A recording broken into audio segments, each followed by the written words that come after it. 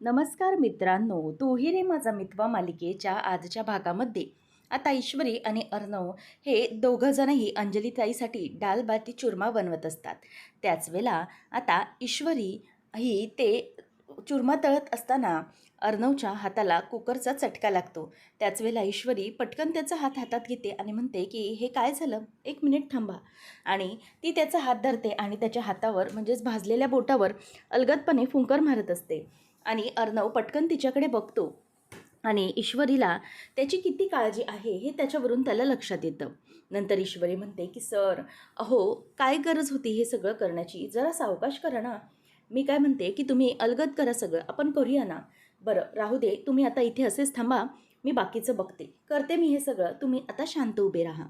ईश्वरी त्याला उभं राहायला सांगते आणि नंतर मग ईश्वरी आता तिने जी डालबाटी असते ती करायला सुरुवात केलेली असते.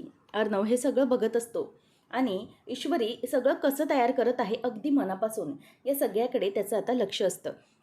नंतर मग ईश्वरी त्यासाठी कांदा कापायला म्हणजे जो जो काही बाटी बनवायची असते त्याच्यासाठी ती कांदा चिरत असते. आणि कांदा चिरता चिरता ईश्वरीच्याही आता पटापट काम करत असताना बोट चिरतं. आणि अर्णव म्हणतो की काय हे मिस इंदोर. तेव्हा मग ती ऐ गं असं ओरडते. अर्णव म्हणतो, मिस इंदोर हे बघ, तुझंही स्वतःकडे लक्ष नाही आहे, थांब. आणि मग तो तिचं बोट घेतो आणि ते बोट आता चुपायला लागतो, कारण की बोटातून रक्त वाहत असतं. आता ईश्वरीचं लक्ष अर्णवकडे जातं. तोही अगदी प्रेमाने ईश्वरीसाठी सगळं काही करत असतो. आता ईश्वरी त्याच्याकडे बघते आणि म्हणते की सर, काय झालं, तुमचंही तसंच होतंय बरोबर ना. तेव्हा मग अर्णव म्हणतो की ठीक आहे, तू पण सावकाश कर सगळं. ईश्वरी म्हणते की सर, अहो ठीक आहे, मला सवय आहे या सगळ्याची. नंतर मग अर्णव आणि ईश्वरी दोघंही अगदी मजेने हे सगळं करत असतात. ताईसाठी त्यांना सगळं काही बनवायचं असतं. अर्णव म्हणतो की आता काय करायचं आहे. ईश्वरी म्हणते की काय नाही, झालंच आहे आता सगळं, आता आपण हे सगळं या ताटात ताईसाठी परोसूया. आणि हे जे काही बाटी आहे ना, ही सगळी या ताटात काढूया. तेव्हा मग ईश्वरीने सगळं काही व्यवस्थित असं राजस्थानी तयार केलेलं असतं. अंजली ताईला वासानेच भूक लागलेली असते. आता ईश्वरी ताईसाठी छानपैकी प्लेट तयार करून आणते. नंतर अंजली ते सगळं बघते. तिने 3 ताटं आणलेली असतात तिघांसाठी. आता अंजली बघते आणि म्हणते की अगं, खरंच काय सुंदर आणि खमंग वास येतोय, म्हणजे ना नुसती वासानेच भूक लागली आहे.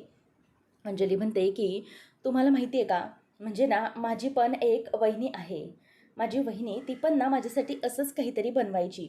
त्यावेळेला मग ईश्वरी म्हणते की ताई, वहिनी म्हणजे भाभी ना. तेव्हा अंजली म्हणते की हो, भाभी, खरंच भाभीच, माझी भाभी आहे ना, ती पण माझ्यासाठी असंच बनवायची. जेव्हा माझं डोहाळे जेवण झालं ना, त्यावेळेला त्याच्या आधी पण तिने ना मला असंच बनवून दिलं होतं. आणि इतकं मला खाऊ घालायची ना, खरंच ती माझ्यासाठी खूप काही बनवून द्यायची. मला ना आज तिची खूप आठवण आली. आणि माझा भाऊ. तेव्हा मग लगेचच अर्णव म्हणतो की काळजी कशाला करताय ताईसा, मी पण आहे ना, तुमचा भावासारखाच आहे मी. असं म्हणून तो राजस्थानी भाषेत अंजलीला धीर देतो आणि म्हणतो की काळजी करू नका, मी आहे ना, मी पण तुमचा भाईसाच आहे.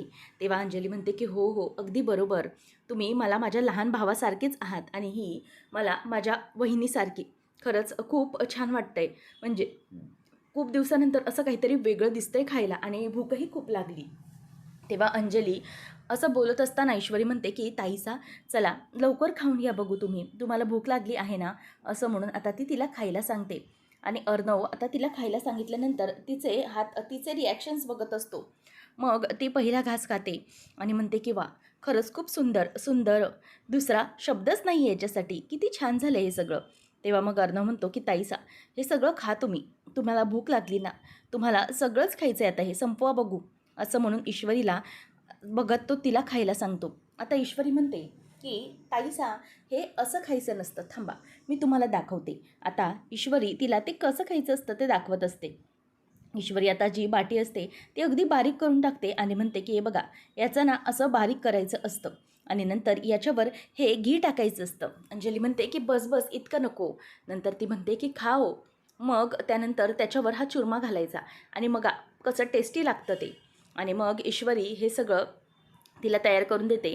ताई पण अगदी मनापासून सगळं खाते आणि म्हणते की खरंच खूप छान झालं होतं ते, इतकं आवडलं आहे ना मला काय सांगू. भरपूर दिवसानंतर असं वेगळं पण पोटभर काहीतरी खायला मिळालं मला, खरंच खूप बरं वाटलं.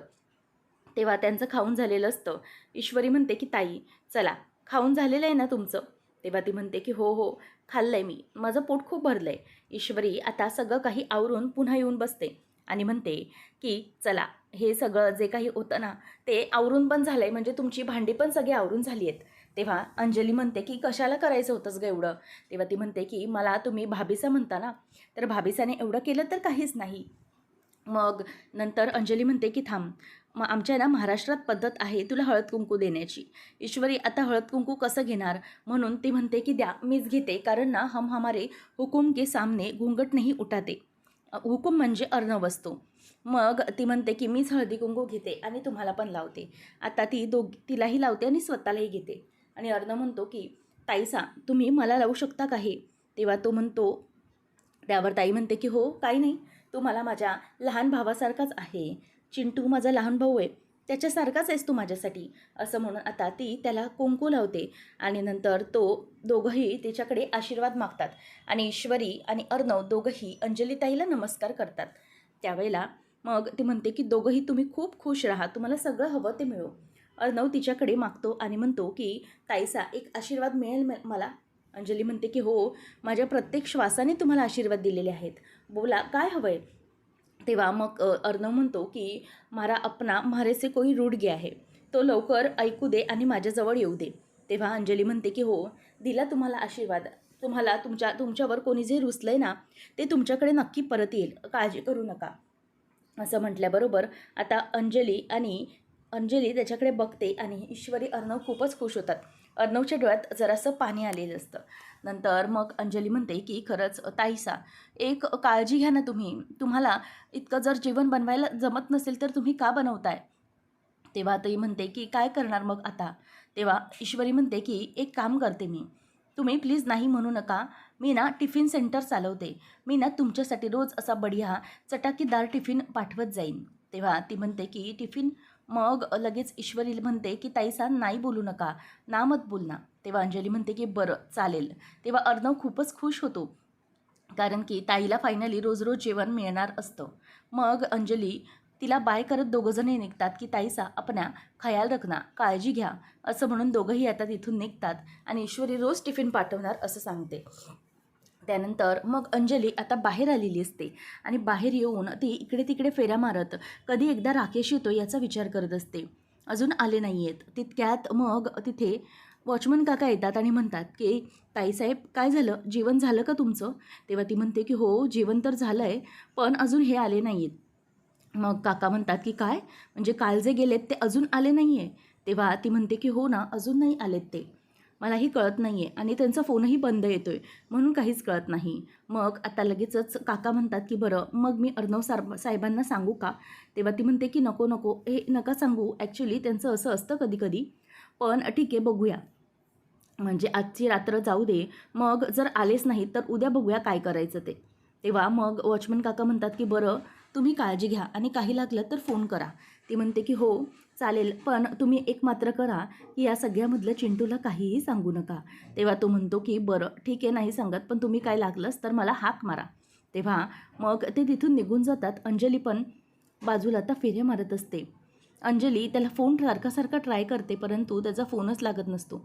अंजली विचार करते की कुठे गेले असतील हे, काय करत असतील. तेव्हा मग राकेश हा अजूनही आलेला नसतो. अर्णव बाहेर येतो आणि अंगावरचे सगळे काही ते राजस्थानी अवतार असतो तो उतरवतो, म्हणजे म्हणजे सगळे त्याच्या दाड्या वगैरे. तेव्हा ईश्वरी म्हणते की सर राहू द्या ना, कशाला हे सगळं उतरवताय?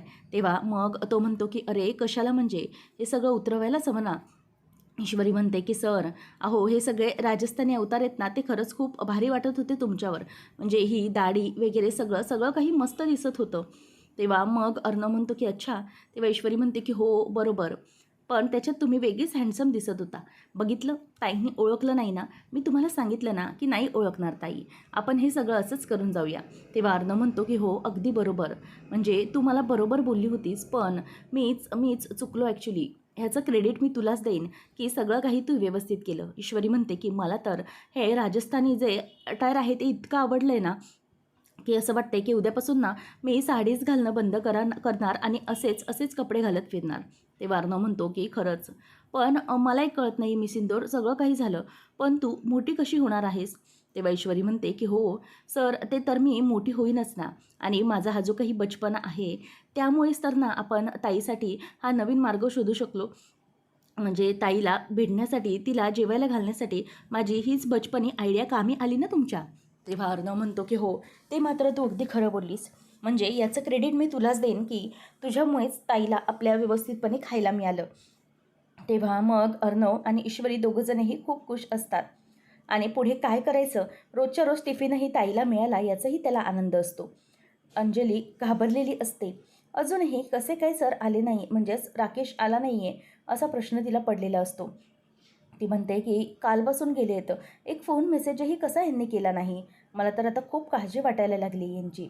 इतकी रात्र झाली तरी अजून कसे आले नाहीत. तेवढ्यातच अंजलीचं लक्ष बाहेर जातं आणि जो चाळीचा गेट असतो ना त्या गेटकडे राकेश कारमधून आलेला असतो आणि त्याची ती गर्लफ्रेंड रिया त्याला सोडायला आलेली असते. आणि मग आता सोडायला आल्याबरोबर तो तिला अगदी प्रेमाने बघत बाय वगैरे करत असतो आणि अंजलीचं लक्ष तिच्याकडे जातं. आणि त्याच वेळेला आता राकेश हा चालत चालत त्याच्या घरापर्यंत येतो आणि आल्याबरोबर समोर अंजली उभी असते. तेव्हा अंजलीला तो म्हणतो की अंजली. मग ते म्हणते की चला तुम्ही बाहेरच थांबा, तुम्ही आतमध्ये येऊ नका. त्यावेळेला तुम्हाला एक फोनही करता आली नाही. कोण होती ती मुलगी? तेव्हा मग अंजलीला तो म्हणतो की अगं माझं ऐकून तरी घे, हे सगळं आपण बाहेर बोलणार आहोत का, प्लीज मला आतमध्ये तरी घे. तेव्हा मग अंजली म्हणते की हो ठीक आहे. आणि मग ती आतमध्ये निघून येते रागारागाने आणि राकेश दरवाजा बंद करून येतो आणि म्हणतो की अगं असं काय करतेस तू? तेव्हा ती म्हणते की मला सांगा की काय हे सगळं, तुम्हाला एक साधा फोन मेसेज करता येत नाही का मला? बरं समजू शकते की केस आहे, चला जाऊ द्या, पण एखादा मेसेजही तुम्हाला टाकता येत नाही. तो म्हणतो की अगं असं काय करते अंजली, माझा फोन बंद झाला होता आणि तुला सांगितलं ना मी अगोदर, डोमेस्टिक व्हायलन्सची केस, त्याच्याबरोबर मी पोलिसांसोबत त्या बाईबरोबर होतोच, पण त्याच्याचबरोबर एक नवीन केस माझ्यावर आली म्हणूनच हा वेळ वाढला. तेव्हा तो म्हणतो की अगं जी डोमेस्टिक व्हायलन्सची केस ती निपटतोय तोपर्यंत एक बाई मला भेटली, तिच्या बहिणीने घर सोडून जाऊन आत्महत्येचा प्रयत्न केला होता. आता तीच आत्महत्या, आता काय करणार, कसं रोखू? मग तिने मला तिच्यासोबत घेतलं, पोलीस माझ्यासोबत होते, त्या बाईला कसं बसं वाचवलं का आम्ही आणि तिचा प्रॉब्लेम दूर केला. मग अंजली विचारते की ही बाई दुसरी कोण होती? तेव्हा तो म्हणतो की अगं ही जी बाई होती ना हीच ती बाई होती, म्हणजे आता जिने मला सोडलं तिचीच बहीण होती, ती आत्महत्या करण्यासाठी गेलेली. मग राकेश म्हणतो की काय करू मी, मला गडबड वाटते सगळी. अगं माझा फोन बंद झाला होता, मी कसा कॉन्टॅक्ट करणार होतो तुला? अंजली म्हणते की दुसऱ्या कोणाचा फोन नव्हता का तुमच्याकडे? अगदीच. तेव्हा मग तो म्हणायला लागतो की अगं एकतर मी इतका थकलो आहे, माझ्या पोटात कालपासून अन्नाचा कण नाही, त्यात घरी येऊन हे सगळं फेस करावं लागतं आहे मला, याचा खरंच खूप त्रास होतो आहे मला. जाऊ दे, काही नाही, पण एखादा विश्वास तरी होता माझ्या बायकोचा माझ्यावर, तोही नाही राहिला आहे. तेव्हा अंजली म्हणते की नाही हो, मी तुमच्यावर अविश्वास नाही दाखवते.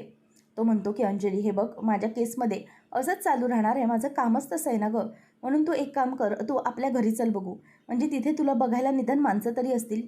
तेव्हा मग ती म्हणते की नाही, काही झालं तरीही मी इथेच थांबणार आहे, मला हे सगळं फेस करावं लागलं तरी चालेल, या घरात राहू, पण आपण अगदी कोणाच्याही दबावाखाली नाही राहणार आहोत, कोणाच्या आश्रितासारखं नाही राहणार आहोत, असं म्हणून ती पुन्हा निघून जाते. आता मनातच राकेश विचार करतो की या बाईला कितीही सांगितलं तरीही हिला काहीही समजत नाही, हे सगळं हिला आता सोपंच वाटत आहे. जाऊ दे, किती काही झालं तरीही हिला मला आता काही सांगता येणार नाही, असं राकेश आता स्वतः मनात विचार करत असतो. अंजली मात्र आता तिथून निघून गेलेली असते. त्याच्यावर पुन्हा ती विश्वास ठेवते. राकेश म्हणतो की बावळट बायको आहे माझी. नंतर मग अर्णव काहीतरी काम करत असतो. ईश्वरी त्याला म्हणते की अर्णव सर हे घ्या तुमची कॉफी. तेव्हा मग हुकुम तुम्हारी कॉफी. तेव्हा लगेच तो म्हणतो की हे काय, तू अजून त्या राजस्थानी हँगओव्हरमधून उतरली नाही आहेस का? मग ती म्हणते की नाही, बढिया वाटतंय मला ते सगळं बोलायला. मग अर्णव म्हणतो की बरं हे बघ, हे कलेक्शन आहे, म्हणजे लहान मुलांसाठीचं, ते कलर्स आणि सगळं कसं वाटतंय तुला बघ जरा, म्हणजे तुझं ओपिनियन सांग मला. तेव्हा ईश्वरी म्हणते की सर हे एकदम बढिया म्हणजे तुम्हाला इतकं सगळं काम करताना पाहून ना खरंच खूप छान वाटते. ईश्वरी मनातच विचार करते की कालपासून सर खूप टेन्शनमध्ये होते, पण आज खरं सर खूप हॅपी दिसत आहेत, याचा खूप आनंद होतो आहे तिला. मग अर्णव म्हणतो की हे सगळे ना मी कलेक्शन्स आहेत ना, एक नवीन कलेक्शन चालू करतोय आपल्या सात्विक फॅशनमध्ये ताईच्या नावाने. तेव्हा मग ईश्वरी म्हणते की काय, तुम्ही काय नाव ठेवणार आहात? तेव्हा अर्णव म्हणतो की मी असं नाव ठेवणार आहे की अंजली किड्सवेअर कलेक्शन बाय सात्विक फॅशन. ईश्वरी म्हणते की वा, बढिया, एकदम बढिया नाव आहे याच्यासाठी, खरंच खूप भारी वाटलं. तेव्हा मग अर्णव म्हणतो की हो, मी मुद्दामच हे कलेक्शन आपल्या ताईच्या नावाने ठेवणार आहे. आणि कसं आहे ना, ताईचं जे बाळ असणार आहे ना, त्याच्यासाठी पण मी या कलेक्शनमधूनच कपडे मागवणार आहे. खरंच खूप बढिया मजा येणार आहे. त्यावेळेला मग ईश्वरी आता बोलायला लागते की अर्णव सर, तुम्ही एक गोष्ट लक्षात ठेवा, हे तुम्ही सारखं असं भाचा करू नका. हे कपडे तुम्ही भाची करू नका. तुम्ही हे कपडे आहेत ना, ते मुलीचे म्हणून का ठरवताय? तुम्हाला मुलाचे पण कपडे ठरवावे लागतील ना? अर्णव म्हणतो की नाही, मला माहीत आहे की मला भाचाच होणार आहे, त्यामुळे मी तसंच करणार आहे. ईश्वरी म्हणते की हे बघा, तुम्ही ना उगीचच काही वाद घालत बसू नका. मी तुम्हाला सांगितलं आहे ना की भाचीच होणार आहे, त्यामुळे भाचीच होणार आहे. मग उगीचच तुम्ही हे करू नका. तुम्ही एक काम करा, तुम्ही भाचा होणार आहे ना, तर त्याच्यासाठी तसे कपडे ठेवा तुम्ही. तुमची भाची वगैरे राहू दे बाजूला. आणि हो, एक गोष्ट लक्षात ठेवा की लहान मुलाशी खेळायचं आहे ना, तर तुम्ही अगदी लहान होणार आहात मला वाटतं. म्हणजे ईश्वरी म्हणते की मला असं वाटतंय ना की आपण आता ना ताईच्या बाळाचं नाव डिसाईडच करून टाकूया. तेव्हा अर्णव म्हणतो की काय काय विचार केला आहेस तू? तेव्हा ईश्वरी म्हणते की सर, मी ना असा विचार केला आहे की ताईचा मुलगा असेल ना, तो होईल, त्याचं नाव अंजलीवरून अंजल असं ठेवूया आपण. तेव्हा तो म्हणतो की काय, असं अंजल वगैरे मुलाचं नाव असतं का? ईश्वरी म्हणते की हो असतं, मग का नाही, ताईच्या नावावरून तसंच नाव तयार होतं. तेव्हा अर्णव म्हणतो की नाही, एक तर मुलगा होणार नाही आहे ना, भाचा होणार आहे, मग भाची होणार आहे. मग आपण एक काम करूया, मी काय नाव ठेवतो माहिती आहे का? मी ताईच्या बाळाचं नाव ठेवतो, म्हणजे माझ्यावरून ठेवता येईल, अर्णववरनं अन्वी. म्हणजे कसं आहे, अर्णवचं ANV दोन्ही पण त्या नावावरती येईल, म्हणजे मला खरंच बरं वाटेल. तेव्हा ईश्वरी म्हणते की नाही, मग ना मुलगा असणार आहे ना, तर मुलाचं नाव ईशांक, म्हणजे ईश्वरीवरनं पण ISH येईल, ईशांक. तेव्हा अर्णव म्हणतो की नाही नाही, अजिबात नाही. तेव्हा ईश्वरी म्हणते की सर, खरंच हे भगवान, म्हणजे सात्विक फॅशनचा एवढा मोठा मालक आहे, पण अजूनही त्याच्यामधलं बचपना काही गेलेला नाही आहे. लहान मुलासारखाच असंच आहे. हां, म्हणजे तुम्ही मला बरोबर बोलताय. बाळाला ना लहान मूल नाही आहे खेळायला, तर घरातच मोठं असलेलं लहान मूल घरात आहे ना, म्हणजे त्याचा मामा बरोबरच खेळवणार आहे. अर्णव म्हणतो की मग खेळवणारच आहे मी, माझी भाची असेल तिला खेळवणार मी. आणि हो, तुला माहिती असेल की लहान मुलाला खेळवायला लहान मूल व्हायचं असतं, बरोबर ना? त्यावर ईश्वरी म्हणते की हो, अगदी बरोबर आहे, म्हणजे लहान तर व्हावंच लागेल आपल्याला. तेव्हा अर्णव आता म्हणत असतो की किती काही झालं तरीही अंजली ताईच्या बाळासाठी मी लहान होणारच आहे. आणि हो, बाळाला लहान होऊन मी माझ्या भाचीला खेळवणार आहे. तुला काही प्रॉब्लेम आहे? ईश्वरी म्हणते की नाही नाही, मला काही प्रॉब्लेम नाही आहे, तुम्ही लहानच व्हा आणि लहान बनूनच बाळाला खेळवा, काहीच प्रॉब्लेम नाही आहे. आता ईश्वरी त्याच्याकडे बघूनच हसत असते. नंतर मग तिच्या लक्षात येतं की अर्णव काही ऐकणारातलं नाही आहे. ईश्वरी म्हणते की आपण आता बघूच या की भाचा होतोय की भाची, तुम्ही खरे होताय की मी खरे होते. नंतर ईश्वरीच्या लक्षात येतं की तिला अंधेरीला जायचं होतं स्केच आणायला. ती म्हणते की हे भगवान, मी अलार्म लावून ठेवला होता, म्हणजेच विसरेन म्हणून मी माझं काही अलार्म लावून ठेवला होता, त्याच्यासाठी मला जायचं आहे. तेव्हा तो म्हणतो की कुठे? ईश्वरी म्हणते की आईने ना एका स्केच आर्टिस्टकडून बाबांच्या ओळखीच्या स्केच काढून घेतलं होतं, आणि जी बाई तिने म्हणजे हॉटेलवर पाठवलं होतं ना आईला, तुमचे बाबा ज्या हॉटेलमध्ये होते तिथे, त्या बाईचं स्केच काढलं आहे आणि ते कलेक्ट करायचं आहे मला जाऊन, मी निघते. तेव्हा तो म्हणतो मी येतो तुझ्यासोबत. ईश्वरी म्हणते की तुम्ही येणार आहे? तो म्हणतो की हो, तू पण मला माझ्या प्रत्येक गोष्टीत साथ देतेसच ना, माझ्यासोबत प्रत्येक गोष्टीत असतेच. आणि मी तसंही तुम्हाला दोघांनाही प्रॉमिस केलं होतं, तुला आणि तुझ्या आईला, की मी तुम्हाला या बाबतीत नक्कीच मदत करेन जर खरं असेल तर. पण म्हणूनच मी येतो तुमच्यासोबत, चल आपण निघूया. आता ईश्वरी म्हणते की हो चालेल, आपण जाऊया. आता अर्णव ईश्वरीसोबत यायला तयार झालेला असतो. ईश्वरीला आईने जो काही पत्ता सांगितलेला असतो, म्हणजेच अंधेरी ईस्टचा सारंग मूर्तीवाल्याच्या बाजूला कला केंद्र, त्या ठिकाणावरती निघण्यासाठी तयार झालेली असते. आता वल्लरी अगोदरच तिथे पोचलेली असते. आणि मग तो स्केच आर्टिस्ट म्हणतो की नमस्कार, मी खांडेकर, म्हणजे तुम्हालाच सुप्रियाताईने पाठवलं आहे का स्केच घेण्यासाठी? तेव्हा ती त्याच्याकडे अगदी रागाने बघते आणि म्हणते की नाही, म्हणजे तिने मला पाठवलेलं नाही आहे. मग तो माणूस म्हणतो की मॅडम, मग तुम्ही कोण आहात?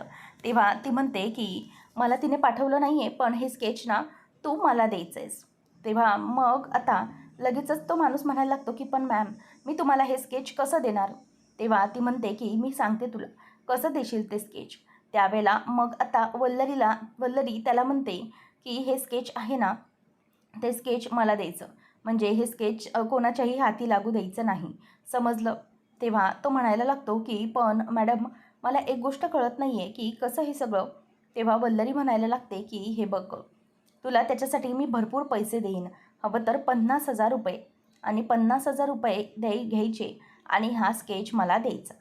तेव्हा तो म्हणतो की काय, एका स्केचचे 50,000 रुपये? तेव्हा मग ती म्हणते की हो, 50,000 रुपये. पण जर तू हे स्केच मला दिलंस तर त्याच्यावर एक अट आहे. तो म्हणतो की कोणती? तेव्हा मग ती म्हणायला लागते की एक काम करायचं, स्केच मला द्यायचं, तुझ्या दुकानाला काही दिवस टाळं लावायचं आणि टाळं लावून काही दिवस इथून पसार होऊन जायचं. बरेच दिवस यायचं नाही. कळलं? हे करशील तरच तुला हे पैसे जमेल ना? तेव्हा तो म्हणतो की हो, अहो मॅडम, इतके पैसे मिळाल्यानंतर मी काही दिवस इथून गायबच होऊन जाईन. तसं ही काय गरज आहे मग इथे काम करण्याची? तेव्हा ती म्हणते की शाबास, घ्यायचे पैसे आणि पैसे घेऊन हे स्केच मला दे आणि पटकन इथलं दुकान बंद करून निघायचं. समजलं? असं ती त्याला बोलून दाखवते. त्यावेळेला मग तो माणूसही घाईघाईत पटकन निघून जातो. आता वल्लरी स्वतःचं स्केच घेते आणि म्हणते की बाई, हे स्केच तर अगदी हुबेहूब माझ्यासारखं बनवलेलं आहे. जर हे स्केच ईश्वरीच्या हाती लागलं असतं तर ते मला पकडलेच असते. पण काही झालं तरीही या ईश्वरीच्या हाती मी कधीही स्वतःला लागू देणारच नाही आहे. ईश्वरी, तू यायच्या आधीच मी तुझं हे जे काम आहे ते संपवून टाकलेलं आहे. आता माझ्यापर्यंत येण्याचे तुमचे सगळे मार्ग बंद झालेले आहेत. त्यामुळे किती काही झालं तरीही या स्केचने तुम्हाला माझ्याजवळ कधीच येता येणार नाही. तुला काय वाटतं की तुझ्या आईच्या मदतीने तू मला पकडण्याचा प्रयत्न करशील, पण कधीच नाही. असं अजिबातच होणार नाही आहे. कधीच मी तुला माझ्यापर्यंत पोहोचूच देणार नाही आहे. बघतच राहा तू आता, असं म्हणून वल्लरी खूपच खुश होत असते. ईश्वरी आता त्या पत्त्यावर येते कलाकेंद्र आणि बघते की हा माणसाचंच आहे ते दुकान, आणि येऊन बघते तर त्या दरवाजाला टाळं असतं. ईश्वरी म्हणते की हे काय, या दरवाजाला लॉक कसं काय लागला? म्हणजे मला तर आईने सांगितलं होतं की जो माणूस आहे ना तो इथेच राहतो आणि त्याने मला हीच वेळ दिली होती आणण्याची, मग कसं काय टाळं लागलं? तेव्हा अर्णव म्हणतो की तिथे एक माणूस बसलाय, त्याला आपण जाऊन विचारूया.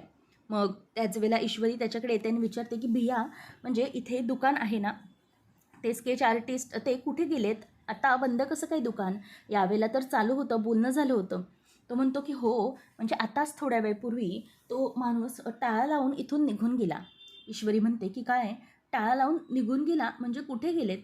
तेव्हा तो सांगतो की ते गावाला जातोय असं सांगून गेलाय तो. ईश्वरी म्हणते की काय, अचानक गावाला? तेव्हा तो सांगतो की हो, तसं काही सांगितलं नाही त्याने, पण तो खूप गडबडीत होता. टाळं लावून मला सांगितलं मी काही दिवस येणार नाही आहे म्हणून, आणि तो निघून गेला. ईश्वरी म्हणते की पण त्याने काही सांगितलं का, तो कोणत्या गावी गेला, कधी येणार आहे वगैरे? तेव्हा तो सांगतो माणूस की कोणत्या गावी गेला हे काही मला सांगितलं नाही, पण काही महिने तो येणार नाही, 4-5 महिने असं सांगितलं. हे ऐकल्यानंतर ईश्वरीला धक्का बसतो. ईश्वरी म्हणते की आईने मला हेच तर दुकान सांगितलं. थांबा, मी आईशी बोलते. तेव्हा मग ती आईला फोन लावते. ईश्वरीला सुप्रिया म्हणते की काय गं, काय झालं? तू गेलीस का तिकडे दुकानावर, स्केच सापडलं? बघितलीस का कोण बाई? तेव्हा ईश्वरी म्हणते की अगं आई, तो माणूस दुकान बंद करून निघून गेलाय काही महिन्यांसाठी. हे ऐकून सुप्रियाला धक्काच बसतो. ती बोलणंच बंद करते. तेव्हा मग ईश्वरी आवाज देते की आई, अगं बोल ना, काय झालं? तेव्हा अर्णव फोन घेतो आणि म्हणतो की हे बघा, तुम्ही काळजी करू नका मिसेस देसाई. तेव्हा अर्णवला ती म्हणते की पण असं कसं केलं त्या माणसाने? त्याने स्केच अगदी बरोबर काढलं होतं, मग असं कसं तो निघून गेला? मला काहीच कळत नाही आहे. अर्णव म्हणतो की हे बघा मिसेस देसाई, नका काळजी करू तुम्ही. आपण लवकरात लवकर बघूया. नाहीतर आपण दुसरा स्केच आर्टिस्ट शोधूया. तुम्ही काळजी करू नका. आपण दुसरीकडून बघूया हे सगळं. तुम्ही नका घाबरू. तेव्हा मग ती म्हणते की हो ठीक आहे, चालेल. तिला जरासा तर धीर मिळतो. पण नक्की काय गडबड आहे हे काहीच कळत नाही. नंतर ईश्वरी म्हणते की सर, मला काहीच कळत नाही आहे. ही नक्की गडबड कसली आहे? म्हणजे हा माणूस आईला सांगतोय की स्केच झालंय, घ्यायला या.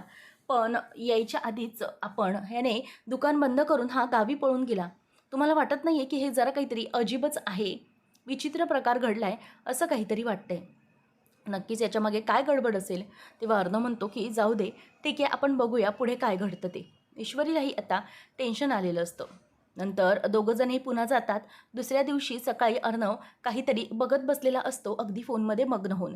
ईश्वरी म्हणते की "ये लो, हुकुम मेरे आका, आपकी कॉफी." तेव्हा अर्णव म्हणतो की "हे काय मिस इंदोर, तुझं अजूनही तेच आहे. तू अजूनही त्या सगळ्या अटायरमधून निघालीच नाही आहेस का राजस्थानी?"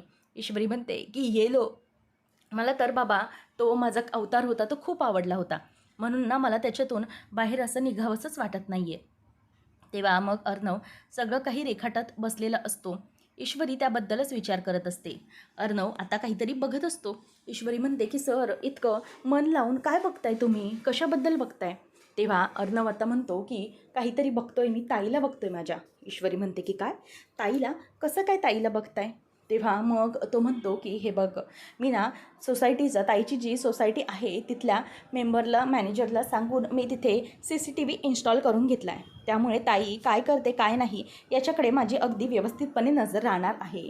तेव्हा ईश्वरी म्हणते की "वा, अर्णव सर एकदम बढिया आहे."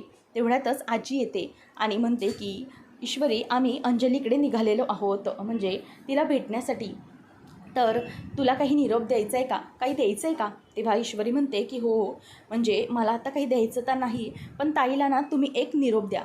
ते त्यांना सांगा की प्लीज लवकरात लवकर तुम्ही घरी या. आता हा जो सगळा काही रुसवा आहे ना, तो बाजूला जाऊ दे आणि प्लीज तुम्ही आता घरी या." तेव्हा मग अंजलीने ताईने असं म्हटल्याबरोबर लगेचच आजी म्हणते की "हो, अगं तेच तर करणार आहोत आम्ही. आमच्या परीने आम्ही पूर्ण प्रयत्न करणार आहोत की अंजली कधी येते तिच्या मागेच लागणार आहोत. पण काय माहिती आता ती काय करते ते. तिची डिलिव्हरी पण आता जवळ आली." तेव्हा मग मामा म्हणतो की "हो, आता डिलिव्हरी जवळ आली त्यामुळे तिला घेऊनच आलं पाहिजे." तेव्हा मामी म्हणते की "आम्हाला कळतं आहे काय बोलायचं आहे ते. उगीचच तू आम्हाला काही शिकवू नको."